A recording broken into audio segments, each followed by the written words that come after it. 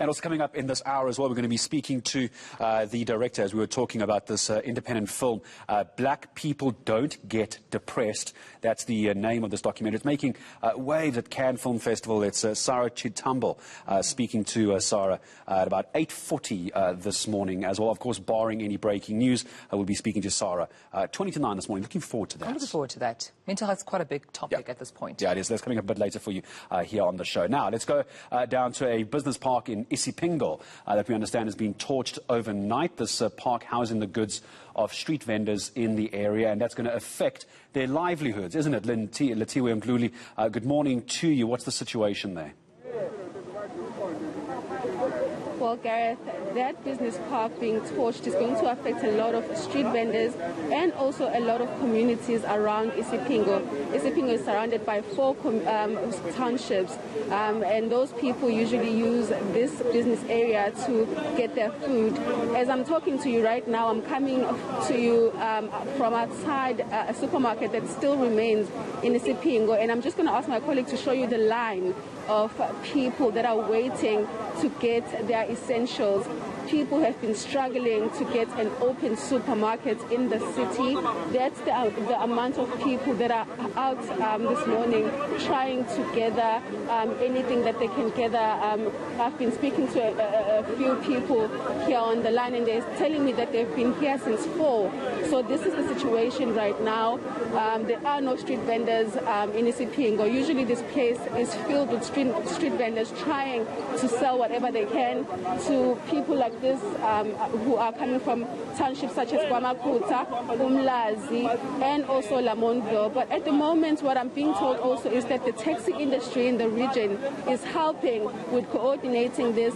They are the ones who made contact with the store and said, oh, please open, and asked them to open, and they will coordinate this whole operation. I'm now joined by one of the region's taxi associations, and I'm going to try and speak to him and just ask him, sabona babunjani?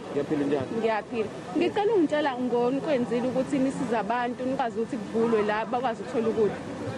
Okay, into esiyenzile la izolo okay kuzo sakuba izolo sibizene ukuthi imember zonke imember zemboni yamatekisi sicela zibe khona la Isipingo kuzoclean ngoba kungcole kakhulu.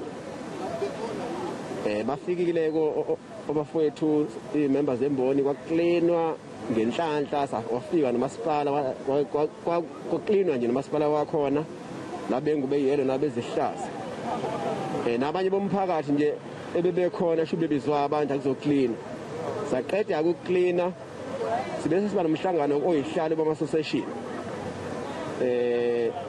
ukuthi ake sihlanganeni nengxenye region sihlangane office region ngo-2 izolo sahlangana sakhe indlela ukuthi kuze imoto zisebenze sokwenza kanjani singakahlangani soyihlalo sihlangane ne-security la ka-Pick n Win basitshela bayavula namhlanje bacela uhlokomela uzoba protector ubalekelele nje ububona nje wenza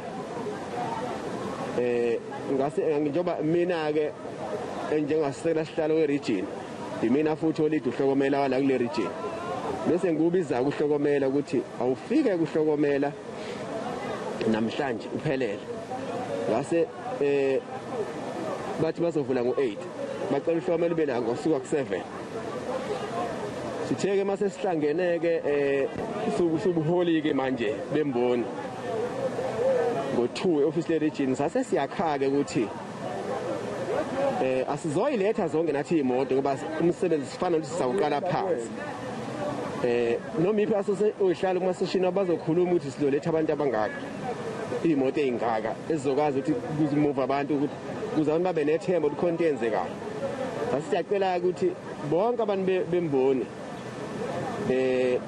ikakhulukazi oyihlalo ababe khona la namhlanje ekseni nanoma umuntu emboni babathinte babekhona kuze phela abantu babe nethemba nabantu bemboni baphephile nedolo siphephile sikwenzile nje abegcwele bengaka bafikile abanye bafika ngahle abafiki bonke abantu ngesikhathi esisodwa kodwa abanye abaningi bakhona nje abantu begqoka isanta yakho batshelile ukuthi funa phela kuze nibonana nani ngigqoka isanta yakho ngaphandle kwengena skipper sasanta kho kodwa naso ndiyasiqoqa njengoba silana sikhulume noPick and Win ukuthi kuzoqala kungena abantu abawu-100 njengoba kwenziwa nge-COVID ungena 100 uthenga uphume ngene 100 wabe sethi uPick and Win iyacela futhi ukuze abantu bathole bonke umuntu angathenga ama-items angaphezulu kwamabili ungayithenga igrosa kodwa ungathenga ofulawa ababili thenga 1 impuphu 1 kanjalo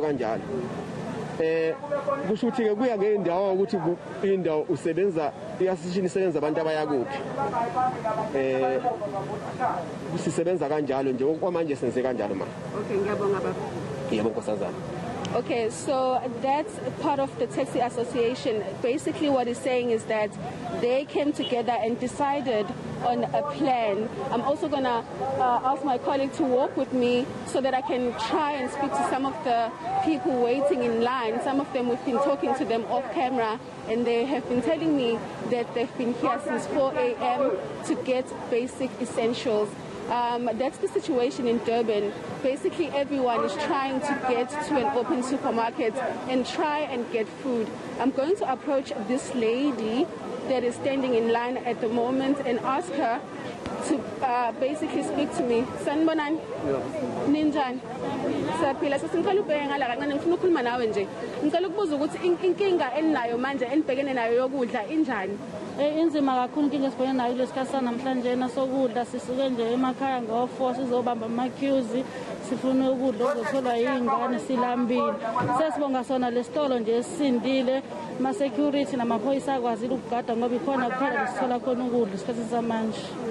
La uqhamuka ngakhona zonke iy'tolo ey'valiwe. Zonke iy'tolo ey'valiwe nje ngisho sisola ngisho noma isinkwa abayidayisayo o-30 kwezinye iy'ndawo thina nje sivele singathathi indawo kuba nzima kakhulu ukuthi sithenge isinkwa. So zonke izinto ey'nyukile nje manje imali iyanyuka. Sizothola kanzima thina singathathi indawo ngama-prices ey'tolo ayanyuka nje umuntu sezobonga ethole leyo mpuphu nje ukuthi agoqozele iy'ngane zidle iparish.